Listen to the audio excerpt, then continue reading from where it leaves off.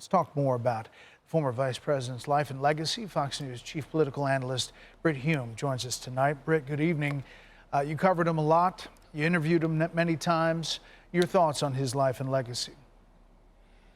Well, I knew him well, Brett, over many, many years, and as your account there of his life tells us, he did a lot of things over a long period of time. He was a very bright guy. Contrary to the image that many have of him today as some kind of fire-breathing warmonger, he was actually, as you know, Brett, a very mild-mannered and soft-spoken man. If you look up the word low-key in the dictionary, you might find a picture of him. He was highly articulate. He would dazzle people on the Sunday shows because he had the ability to outline the positions that he believed in and was supporting in a way that made them sound so very reasonable. And, you know, to people on the conservative side, they were reasonable. I think he was done in, really, when you think about it, Brett, in terms of the reputation he now holds, by bad intelligence on weapons of mass destruction in Iraq. He was deeply and profoundly affected by 9/11 and was, as you suggested, an architect of the post-9/11 strategy against terrorism, what was called the global war on terrorism. But the main thing that I think hurt him was that he was in support of the war, the second Gulf War, the war in Iraq, that millions of Americans now feel went badly in the end and was a mistake. And he is stained with that. But to know him over the many years I did, I saw a different picture of a man that I thought was privately funny, mild-mannered, a gentleman, and I hope in the fullness of time he will be so recognized.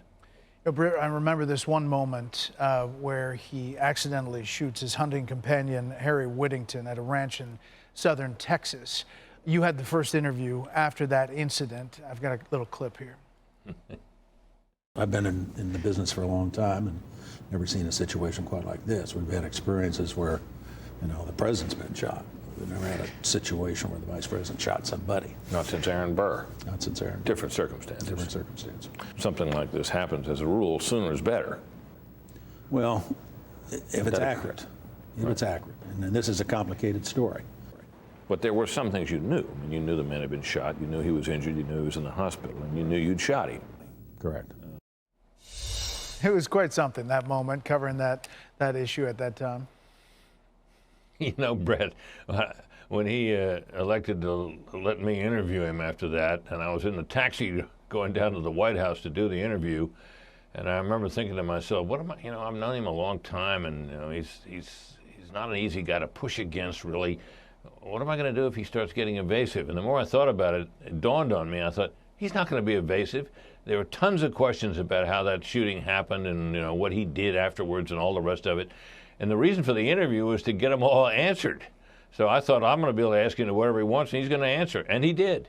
Yeah, and he did. Very quickly, Britt, at the end of his life, he was very adamant that he was campaigning against President Trump. He lined up with his daughter, Liz Cheney, and even advocated for voting for Kamala Harris. And obviously, MAGA world looked at that through a different prism. He is in MAGA world, where the thinking is turned against American intervention abroad, particularly military intervention. He was already unpopular, and the fact that he supported Kamala Harris, I think, has made him much more so. And their feelings about him are understandable. My only thought would be that there was more to him than what happened in the latest stages of his life. Britt, as always, thank you.